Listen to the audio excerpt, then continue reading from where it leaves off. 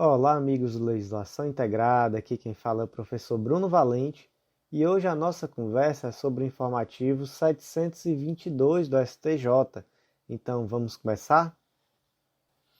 O primeiro julgado ele nos fala que é possível a submissão da cooperativa de crédito em processo de falência, mas, por outro lado, não é possível a submissão ao processo de recuperação judicial. E aí, gente, na verdade, essa dúvida sobre a possibilidade ou não da submissão da cooperativa de crédito ao processo de falência, ela se dá por conta do artigo 2, inciso 2º da Lei de Falências, que é a Lei 11.101. Lembrando que esse julgado foi inserido exatamente nesse artigo 2, inciso 1. O artigo 2º, inciso 2, ele fala que essa lei não se aplica a instituição financeira pública ou privada, cooperativa de crédito, consórcio, entidade de previdência complementar, sociedade operadora de plano de assistência à saúde, sociedade seguradora, sociedade de capitalização e outras entidades legalmente equiparadas às anteriores. Ou seja, a lei de falências não se aplica a instituições financeiras.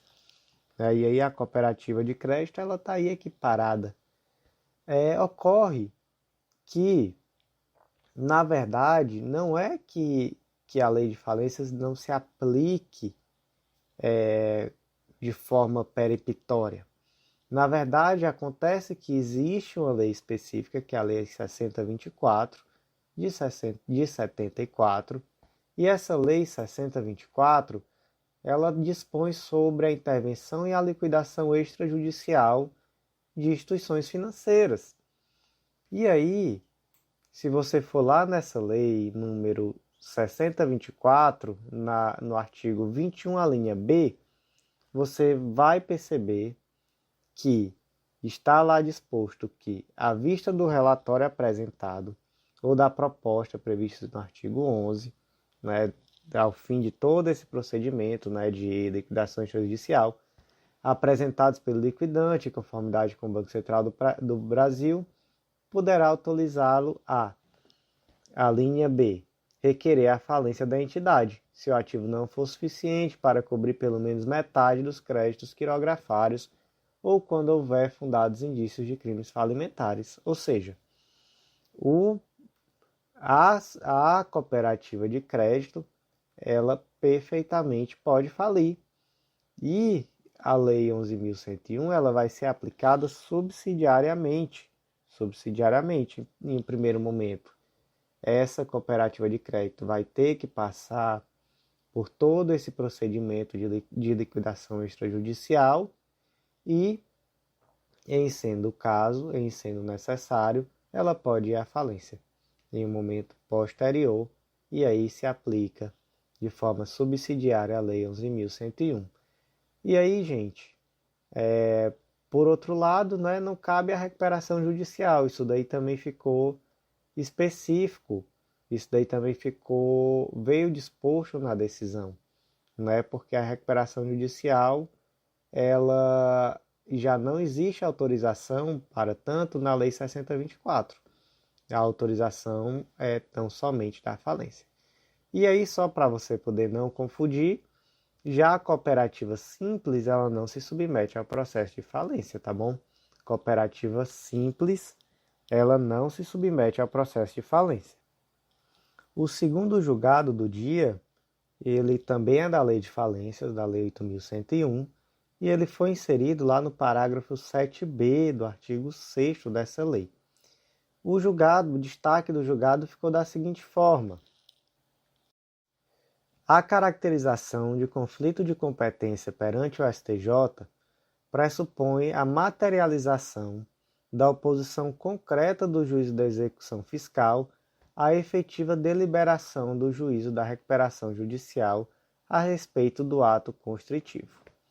E aí, gente, para entender isso daqui, a gente precisa saber desse artigo 6º, parágrafo 7b, que foi um artigo inserido pela Lei 14.112 de 2020 e que ele veio para superar uma anterior divergência que existia entre a segunda sessão e as turmas integrantes das sessões de direito privado do STJ.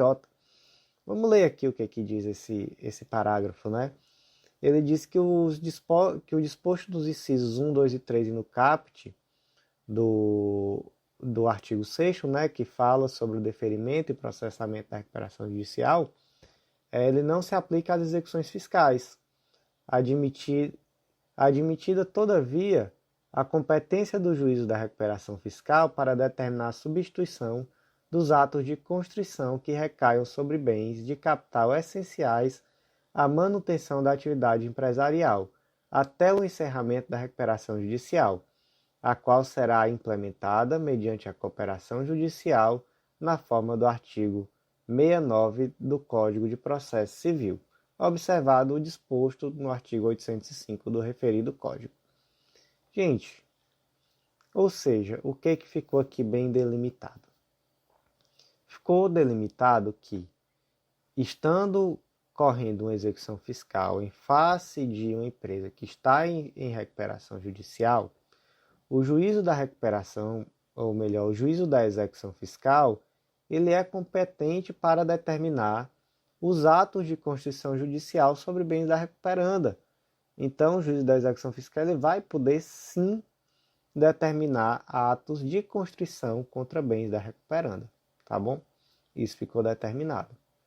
Ficou também previsto em lei que o juízo da recuperação judicial ele vai poder fazer um juízo de controle desse primeiro ato que foi praticado pelo juízo da execução, e nesse juízo de controle ele pode determinar a substituição dos atos de constrição que recaiam sobre bens de capitais essenciais à manutenção da atividade empresarial até o encerramento da recuperação. Ou seja, o juízo da execução fiscal defere o pedido de constrição e o juízo da recuperação judicial ele vai ter a possibilidade de controlar essa primeira decisão que foi tomada pelo juízo da execução fiscal, tá bom? E aí, como se trata de uma norma de caráter processual, ela se aplica a todos os processos, inclusive aos processos que já estão em trâmite. E aí, o que aconteceu no caso concreto? No caso concreto, o juízo da execução fiscal, ele determinou a constrição judicial e não determinou e não remeteu essa decisão ao juízo da recuperação judicial, para que esse juízo da recuperação judicial exercesse o controle sobre essa constrição. O jurisdicionado, então, ele suscitou um conflito de competência perante o STJ para questionar essa não remessa dos autos, né? essa não remessa dos autos, não, desculpa, mas essa não submissão do ato constritivo ao juízo da recuperação judicial. E aí o STJ decidiu que não cabe suscitar conflito de competência nesse caso, porque não houve nenhuma usurpação de competência. Porque, na verdade, o que houve aí foi uma inação do juízo da execução fiscal. É um não ato, uma inação. Então, uma inação não pode ser considerada uma usurpação de competência. O que caberia ao jurisdicionado ter feito nesse caso concreto?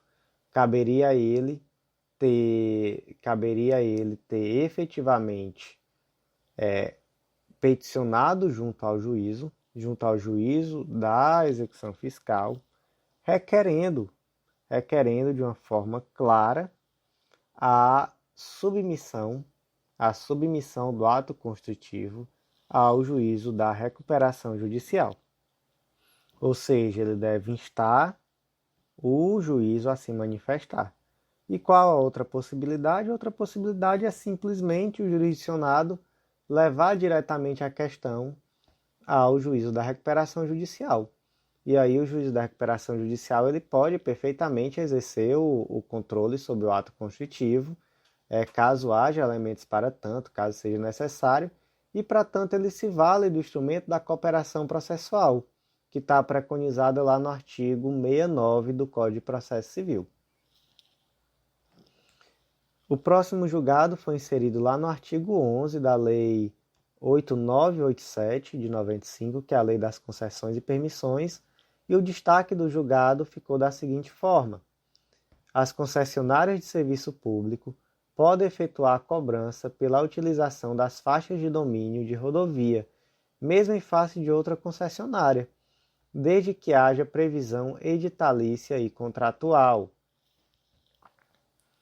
E aí, gente, o que é essa faixa de domínio?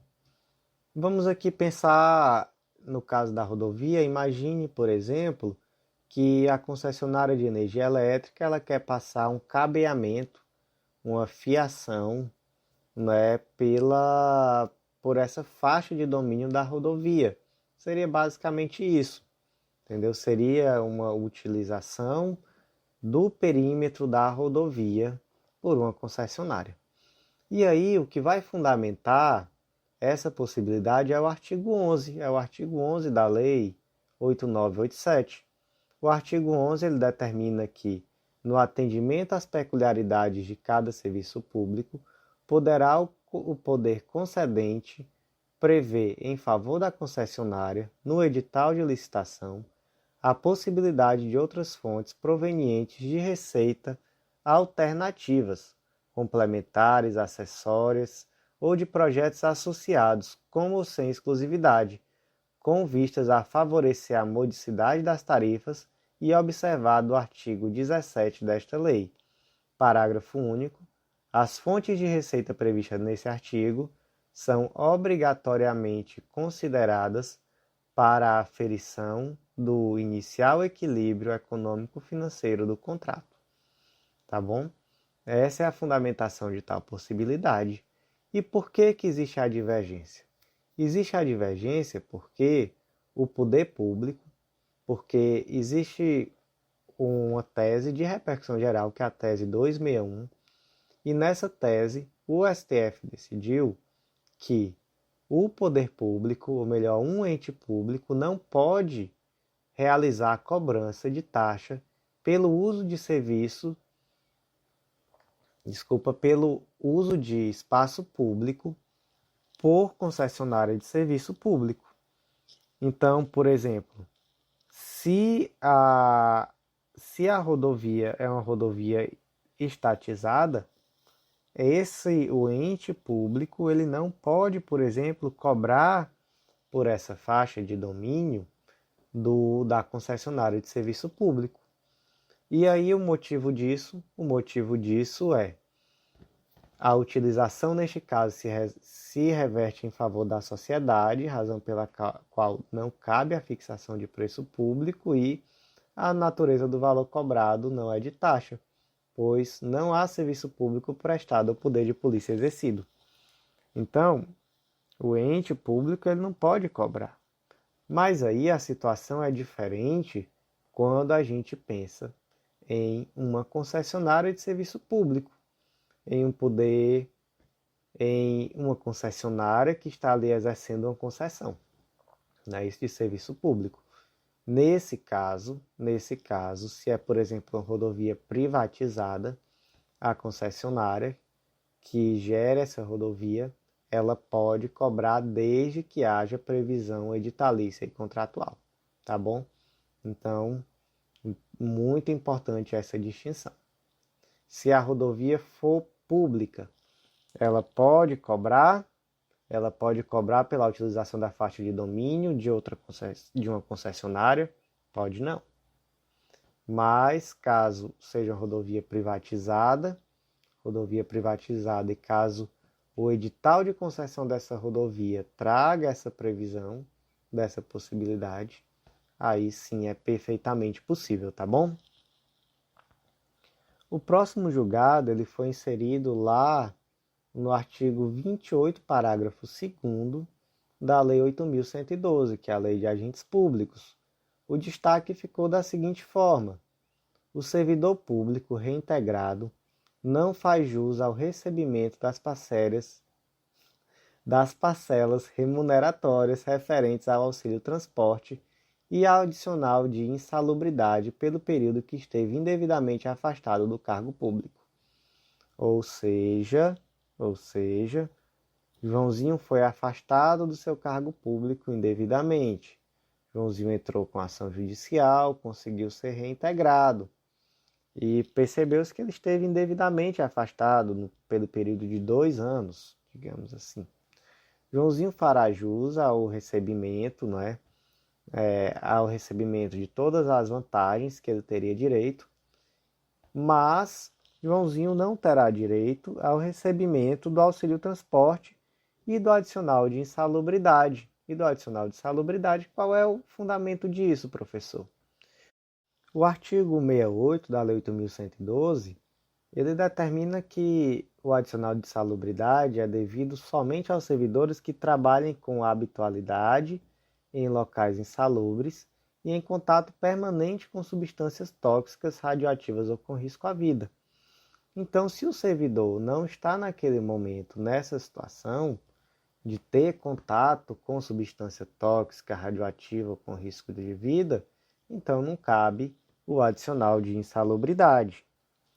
Da mesma forma, o auxílio transporte ele é devido a título de indenização pelas despesas do servidor no transporte coletivo, no deslocamento da sua residência para o trabalho, transporte coletivo para deslocamento, né, da residência para o trabalho.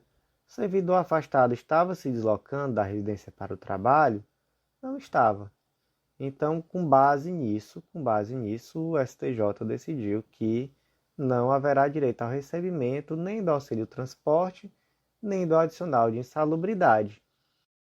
E aí, gente, só para finalizar, o mesmo julgado ele faz uma pequena distinção, no sentido de que, durante esse período do afastamento, é cabível o recebimento do auxílio alimentação e das férias indenizadas adicionadas de 1/3. Então, vamos tomar cuidado com essa diferenciação, tá bom? É muito bom memorizar isso daqui, que o servidor foi afastado injustamente.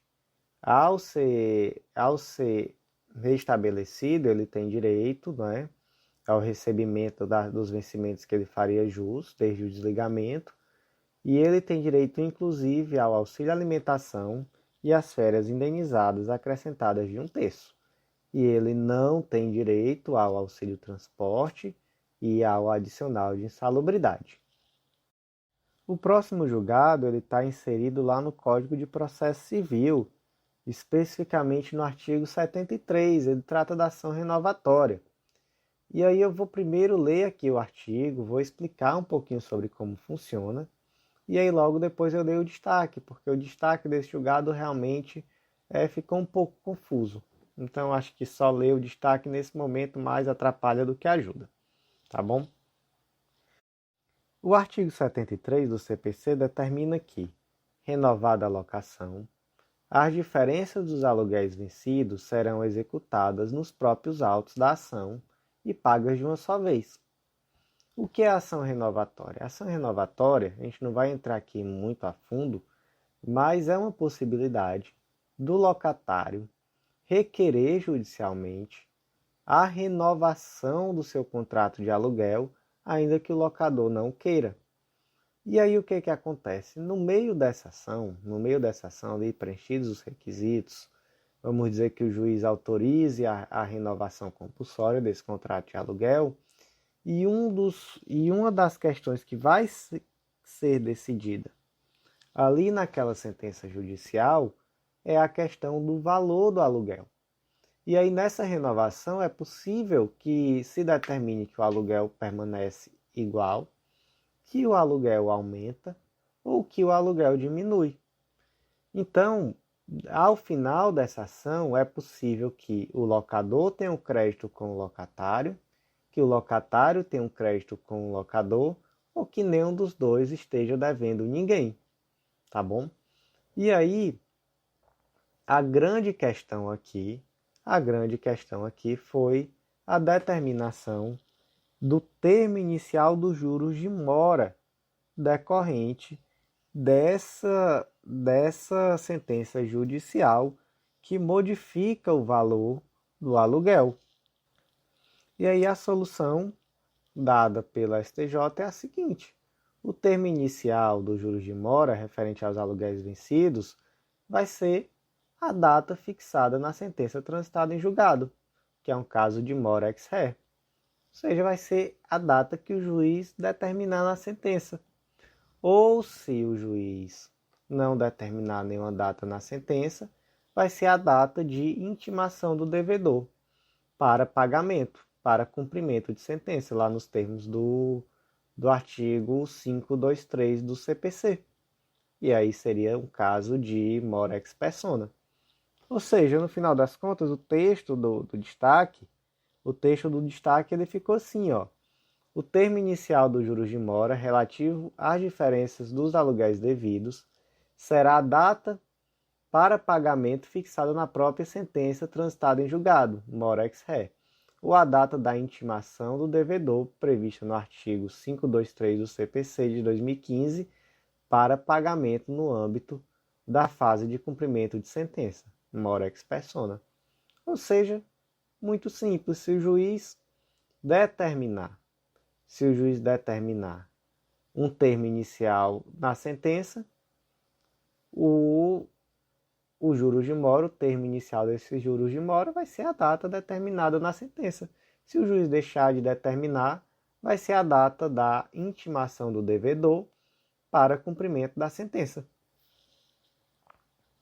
O próximo julgado ele foi inserido lá no artigo 778 do Código Civil, e o destaque do julgado ficou da seguinte forma: na hipótese de perda total do bem segurado, o valor da indenização só corresponderá ao montante integral da apólice se o valor segurado no momento do sinistro não for menor. E aí a fundamentação é o artigo 778 do Código Civil.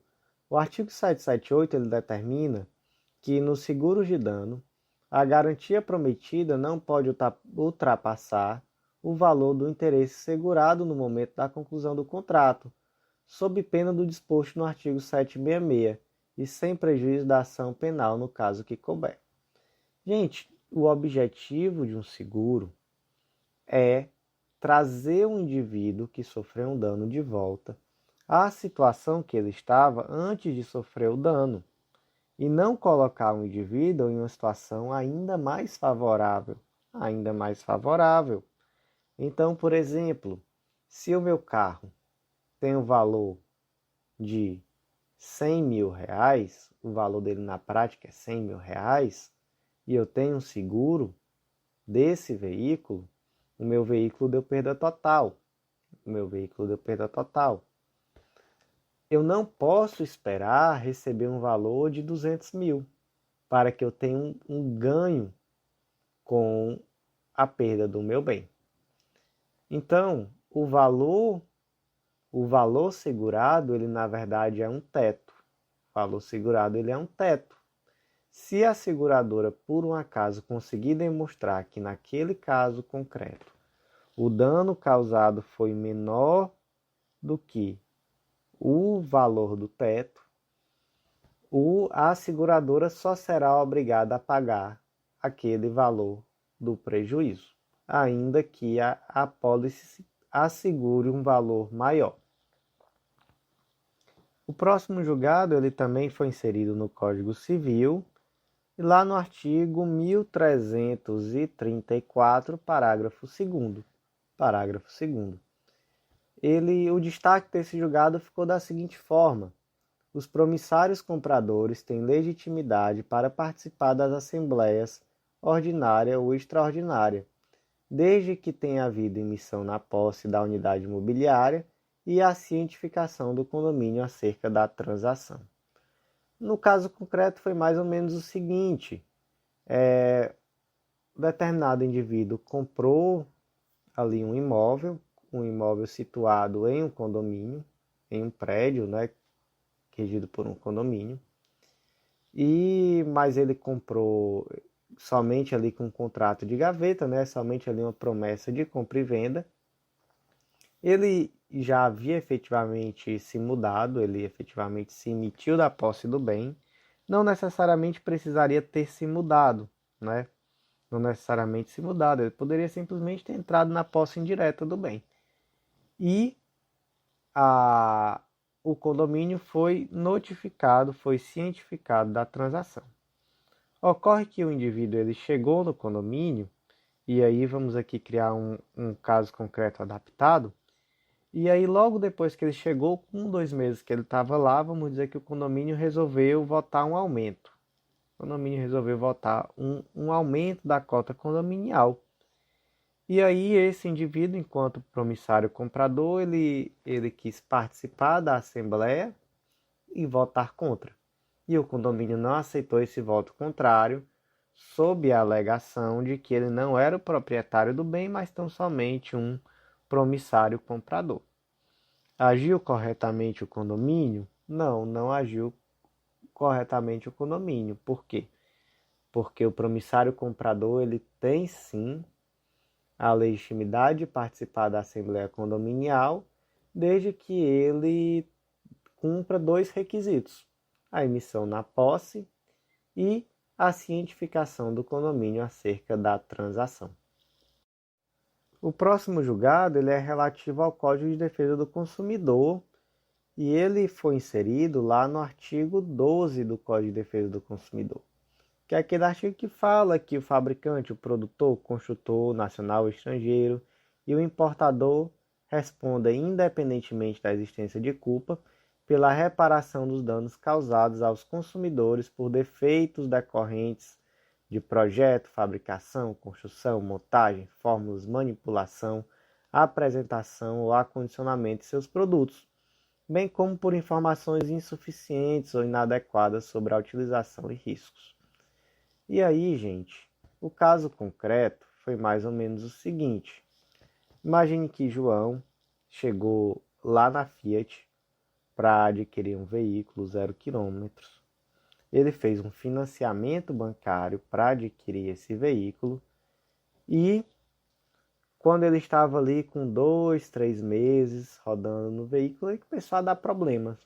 O carro estava cheio de vícios ocultos, cheio de problemas, e aí ele precisou demandar judicialmente a Fiat para consertar o veículo, e ele demandou também judicialmente o banco que financiou a compra do carro, sob a alegativa de que, com base no artigo 12, esse banco também teria responsabilidade sobre os vícios do produto.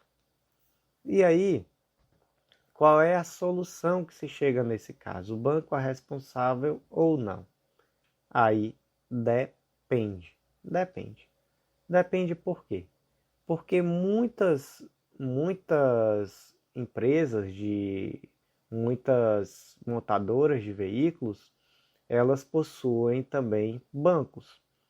Bancos que estão dentro da estrutura da montadora e que servem primordialmente para financiar a atividade da concessionária não, desculpe, da montadora.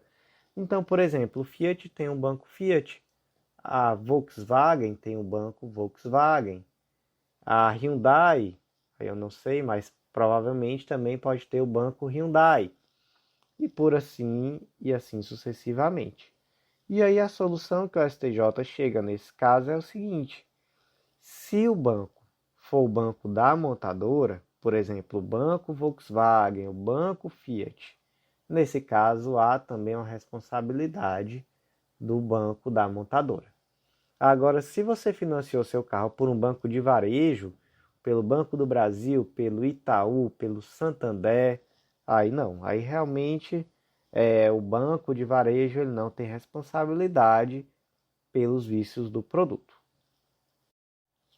O próximo julgado ele foi inserido lá no artigo 98 do Código de Defesa do Consumidor e eu considero um julgado muito importante porque eu acho ele com uma cara muito grande de prova objetiva. O destaque do julgado ficou da seguinte forma: o Ministério Público não possui legitimidade para promover a execução coletiva do artigo 98 do CDC, por ausência de interesse público ou social a justificar sua atuação. E eu acho interessante, eu acho um julgado interessantíssimo, porque a gente tende sempre que se fala em ação civil pública, pensar em uma legitimidade extremamente ampla do Ministério Público para quase tudo. Então, realmente eu imagino que uma questão objetiva com esse texto tende a ter um índice de erro muito grande, porque normalmente a gente pensa no sentido de uma legitimidade bem ampla do Ministério Público para tudo. Mas aqui nesse caso específico, a gente vai entender que realmente não faria muito sentido essa legitimidade do MP. E aí vamos aqui para um caso concreto.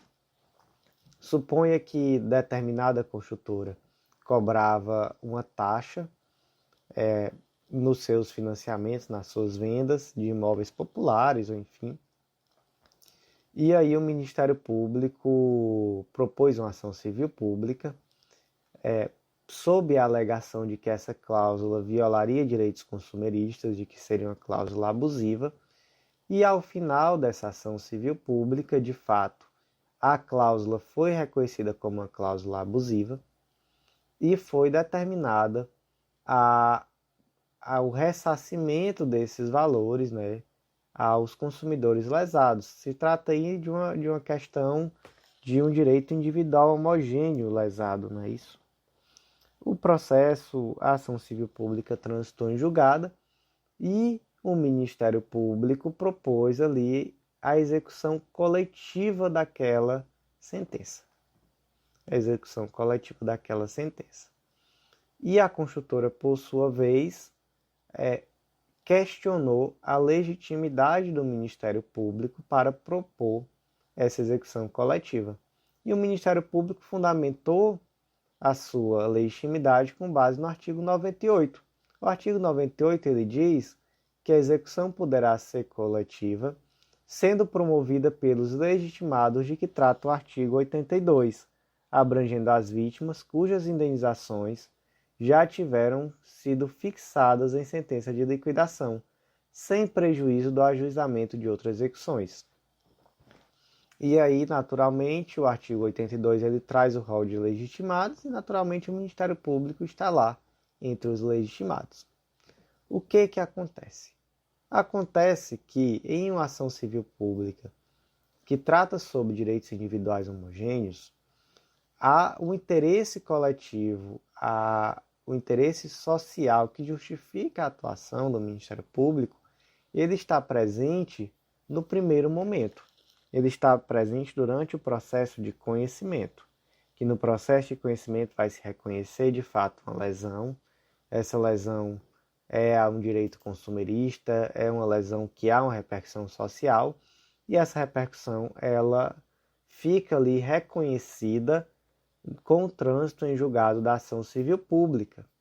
Ocorre que, a partir daí, esse direito já deixa de ser um direito de repercussão coletiva, porque na fase de execução caberá tão somente àqueles indivíduos que foram lesados pela conduta antijurídica da empresa, caberá a eles propor as execuções individuais da sentença coletiva, para cada um demonstrar a extensão do dano que sofreu, demonstrar tanto que aquele indivíduo que está propondo a execução coletiva faz parte daquele universo de indivíduos lesados pela conduta antijurídica da empresa, quanto também demonstrar a extensão do dano. Ou seja, nessa segunda fase, o interesse ali é não só predominantemente, como é um direito de fato individual. Então, o Ministério Público, nesse segundo momento, não existe um interesse público ou social que justifique a sua atuação. Não faz sentido essa execução coletiva nos termos do artigo 98 do Código de Processo Civil, nesse tipo de ação civil pública que está demandando o direito individual coletivo. Mas você pergunta, Bruno, e aí o Ministério Público não pode fazer nada? Ele pode pleitear em determinados casos, a execução nos termos do artigo 100 do CDC, que é o Flood Recovery.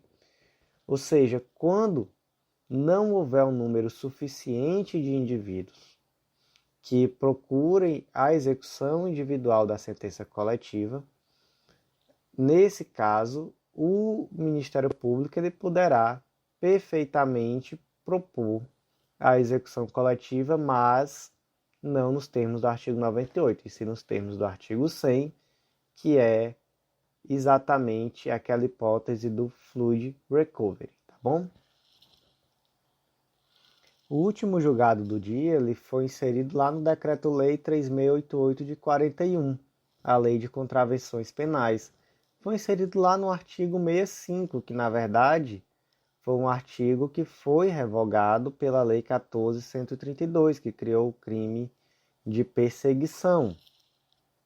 O artigo 65, ele trazia o seguinte texto: molestar alguém ou perturbar-lhe a tranquilidade por assinte ou por motivo reprovável.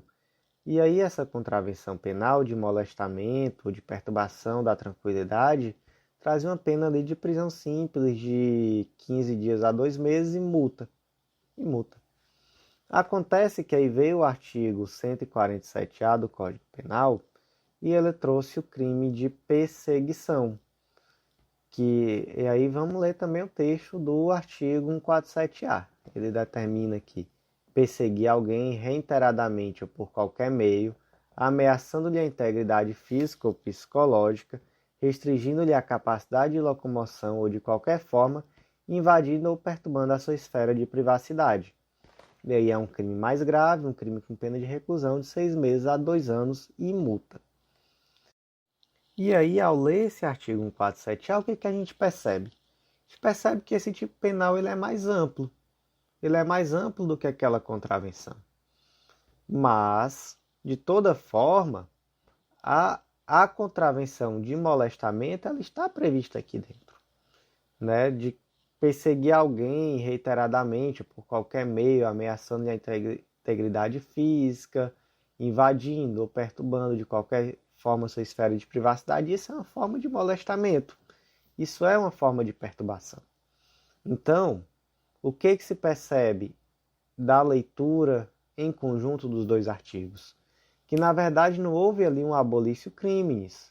O que houve foi em relação a determinados fatos, houve ali uma continuidade típico-normativa entre o artigo 65 da Lei de Contravenções Penais e o artigo 147-A do crime de perseguição.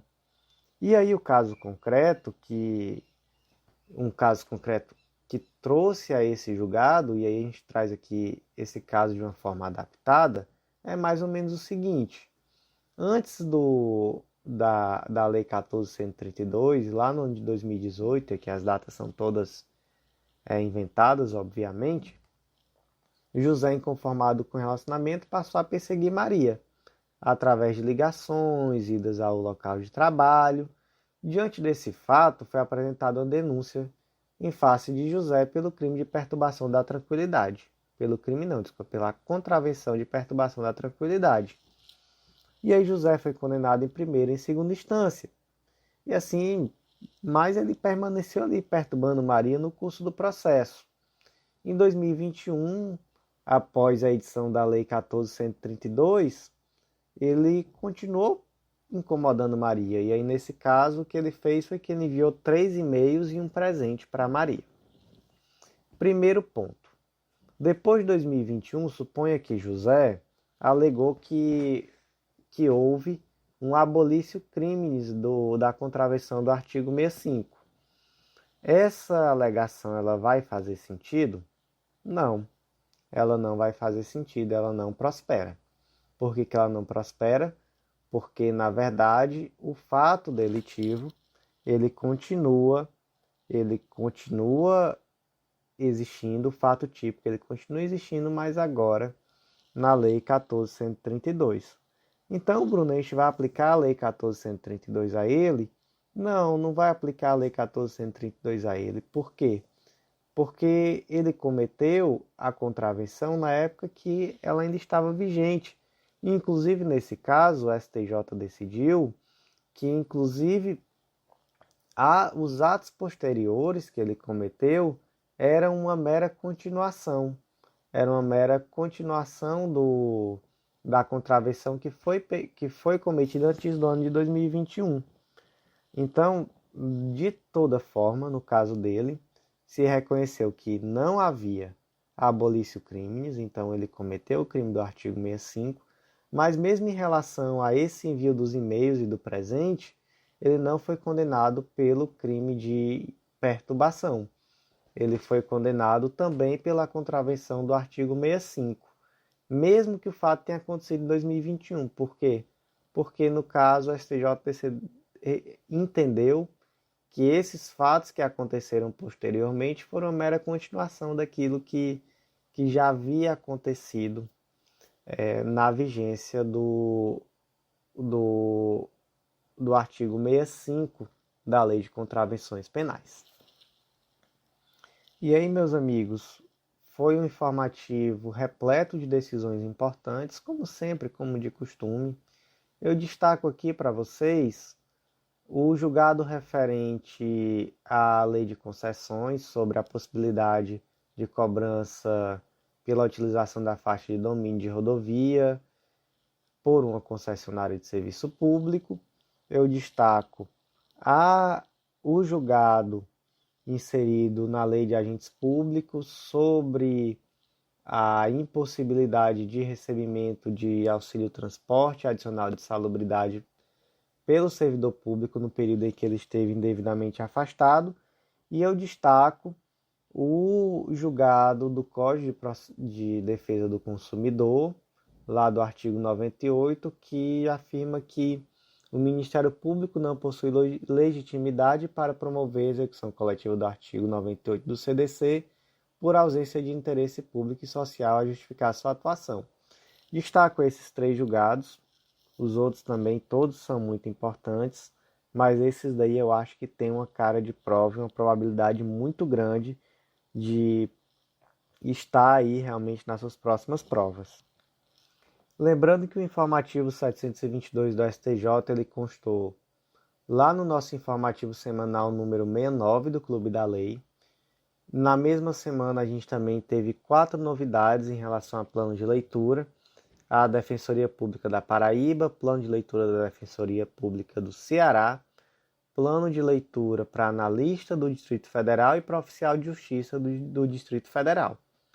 Então, gente, eu agradeço muito a vocês, aguardo o feedback, aguardo o que vocês acharam sobre esse informativo em formato de áudio e aguardo vocês também nos próximos que serão gravados. Um grande abraço e até lá!